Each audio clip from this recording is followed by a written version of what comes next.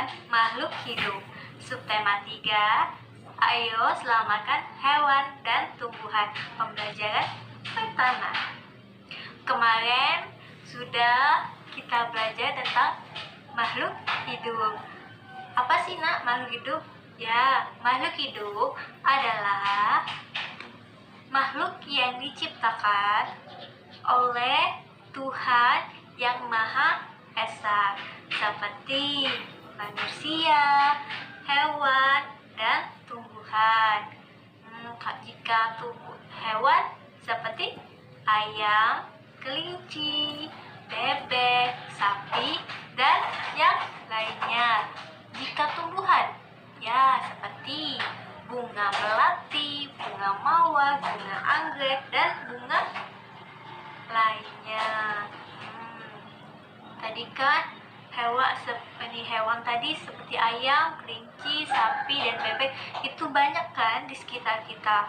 Nah, kenapa hewan harimau, badak berjula 1, dan orangutan itu tidak banyak di sekitar kita, hanya terdapat di kebun binatang?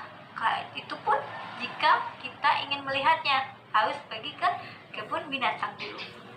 Kenapa nak? Ya karena hewan tersebut adalah hewan langka yang harus dijaga. Itulah mengapa hanya di kebun binatang hewan tersebut. Nah, seperti tumbuhan ya. Tadi kan tumbuhan bunga melati, bunga mawar, dan bunga anggrek itu banyak ya di sekitar kita. Malahan di rumah kita juga ada kan? Ya, pastinya ada ya. Salah satunya nak, seperti tumbuhan rafflesia, bunga bangkai, ataupun bunga kantong semut. Kenapa hanya sedikit seperti hewan tadi, hewan harimau, orangutan, dan badak berjula 1? Karena tumbuhan tersebut adalah tumbuhan yang langka. Populasinya hanya sedikit di dunia, atau di negara kita juga sedikit loh. Hanya terdapat di beberapa tempat saja yang ada tumbuhan tersebut. Nah, untuk mengetahui lebih jelas, kalian simak ya video berikut ini. Kalian tonton, nanti ada pertanyaan dari ibu. Nanti kalian jawab. Ini ya anak-anak, bisa dilihat bahwa dalam video tersebut hutan awalnya hijau berubah menjadi tandus atau gundul. Nah, yang kedua adanya bencana alam atau tanah longsor, seperti di dalam video ini. Penebangan hutan dan bencana alam adalah salah satu penyebab hewan dan tumbuhan tersebut langka atau punah. Nah, apa saja lagi penyebab adanya kelangkaan hewan dan tumbuhan yang ada di sekitar kita?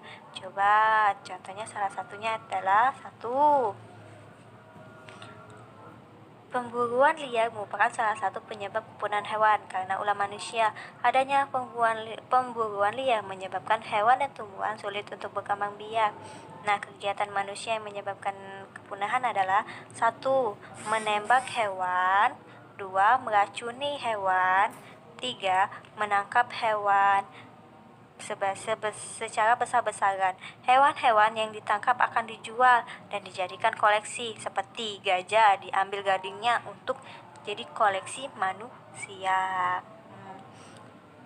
Nah, adanya diracuni, diambil kulitnya, dan juga kulitnya juga dijual oleh manusia untuk menghasilkan puing-puing uang yang banyak untuk mereka.